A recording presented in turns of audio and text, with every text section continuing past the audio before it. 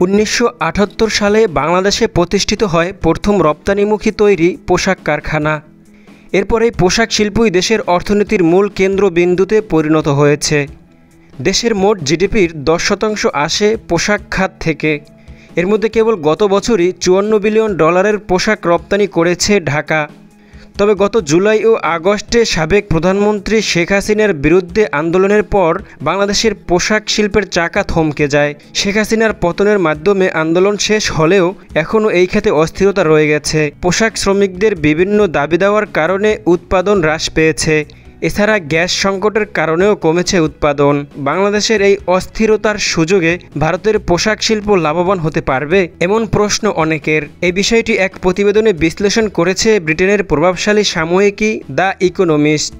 সাময়িকীটি বলেছে, ভারতের ত্রিপুরা রাজ্যের কয়েকটি রপ্তানিকারক প্রতিষ্ঠান জানিয়েছে বাংলাদেশে অস্থিরতার কারণে তারা নতুন করে $54 বিলিয়ন অর্ডার পেয়েছে। নয়াদিল্লির বাইরের আরেকটি গ্রুপ জানিয়েছে গত আগস্টে তারা স্প্যানিশ ফ্যাশন ফার্ম জারার কাছ থেকে 15% বেশি অর্ডার পেয়েছে। কিন্তু বাংলাদেশের পোশাক শিল্পকে এখনই টেক্কা দেওয়ার সক্ষমতা ভারতের নেই বলে জানিয়েছেন শিল্প বিশ্লেষক মেহেদি মাহবুব।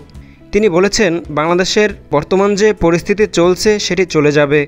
ইতিমধ্যে শ্রমিকরা কারখানায় ফিরেছেন এবং উৎপাদনও বাড়ছে। এছাড়া পোশাক খাতে যেসব প্রতিযোগী আছে তাদের চেয়ে বাংলাদেশ বিভিন্ন দিক থেকে এগিয়ে আছে।